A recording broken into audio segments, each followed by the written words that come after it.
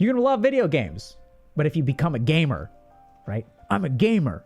Oh, those aren't real games. A real gamer plays these games. That's cringe. So the moment that personality becomes identity, we've entered the realm of cringe. I'm shamelessly stealing characteristics of people I want to be like. Is it bad? Analyzing my favorite characters so I can shamelessly steal their personalities. Okay, I don't think this is bad. So if you look at other people's personality characteristics and you start stealing them, I think that's good. That's totally fine. Even if they're fictional, doesn't matter. In order for this to be harmful or helpful, we have to understand the difference between personality and identity. So if you're adopting other people's personality characteristics and it is not becoming a part of your identity, then this is great. If you are confounding the two, then we have a problem. So now a lot of people may wonder, what is the difference between personality and identity? We have good science on this, okay? So personality is who you are, and identity is who you think you are. And it's fine for you to craft yourself into whoever you are. That's totally fine. But don't pretend you're that. I know it's kind of confusing, so I'll explain. So in science, in basically psychological research, we've defined what personality is. And what personality is the way that you interpret information, what your internal reaction is, followed by what your actions are. So if we look at people with two different personalities, let's say I'm going for a hike with my friend and we see a bear. I get excited because I watched this TikTok earlier of people like petting bears in the woods. And I was like, wow, what an amazing opportunity. I want to be one with nature. And so I walk towards the bear, hoping to pet it. And my friend starts shitting themselves. So we look at this situation. The situation is exactly the same, right? For both of us. We're two people going on a hike. The circumstances are exactly the same. The weather's the same. The bear is the same. Bear is the same size. Bear is the same color. Situation is exactly the same. The personality determines how I interpret this information, how I react to it, excitement versus fear, and how I act, walk towards it versus walk away. So you can take this for any number of things. Let's say like you go to your school dance and you're 16 years old, or you go to a party. Are you in the corner? So we're at a party there. I don't know anyone here. This is a fact of the matter. Depending on my personality, this can be very exciting. I don't know anyone here. Let's meet new people. Or this can be very exciting. I don't know anyone here. No one knows my shitty reputation. Time to fuck up other people's lives. Or I don't know anyone here. I feel very awkward. I don't know who to talk to. I don't know how to start a conversation. So the circumstances can be exactly the same.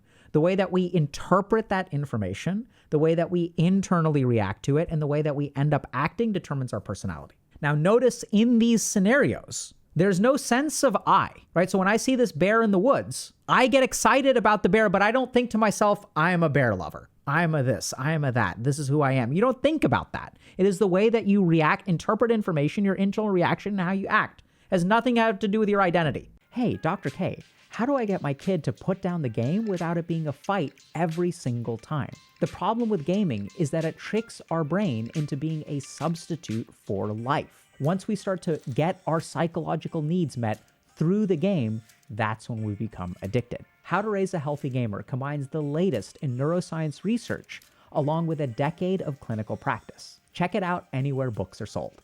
So in that way, if you look at someone's personality, the way that they interpret information, the way that they internally react, and the way that they act in a circumstance, by all means, adopt someone else's personality. This is actually healthy in some ways, right? So when you have figures that you're inspired by, like parents, there are times in your life where if you're lucky and you've got a good set of parents, you will adopt their personality characteristics because your parents will help you do that. That's literally their job. So you'll have a setback in life.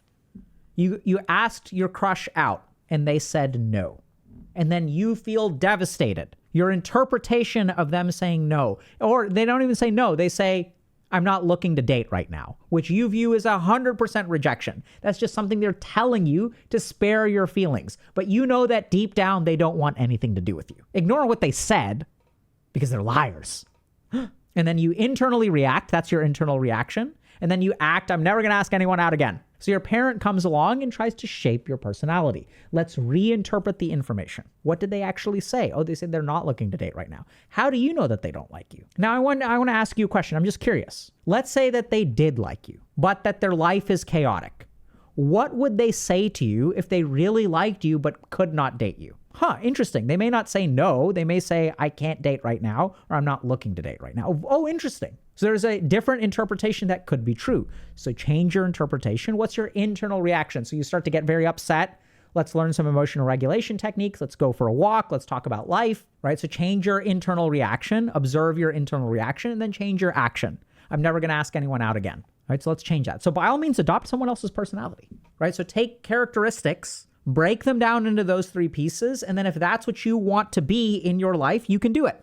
Go for it. The problem is adopting someone else's identity. This is a completely different thing. If you start to think of your personality as identity, then that is cringe. So let's understand this. Let's say that you are really good with people. And the moment you start, that's great. It's wonderful. You're extroverted, you're charismatic, you're social, fine. All of those things. Wonderful. The moment that you think, if you want to understand what cringe is, you can take someone who's very charismatic. What makes them cringe? Identifying as charismatic. I'm the most charismatic person in the world. Look at me. I'm so charismatic. I'm so sexy. You want me. You need me. That becomes cringe. Anything, when we identify with it, becomes cringe. Let's say I'm sad and I'm depressed, right? This is something that deserves compassion. It deserves help. It deserves support. Doesn't make you weak or anything like that. Sometimes depression happens to people. So be it. Some people make it their identity. I've had them as patients, right? That becomes cringe. I am depressed. I can never get better. I can never get better. We still deserve, I think we should give them compassion and stuff, right? That's what we do. You're going to love video games. But if you become a gamer, right? I'm a gamer. Oh, those aren't real games. A real gamer plays these games. That's cringe. So the moment that personality becomes identity, we've entered the realm of cringe. Even something as simple as, but what about other qualities like humility?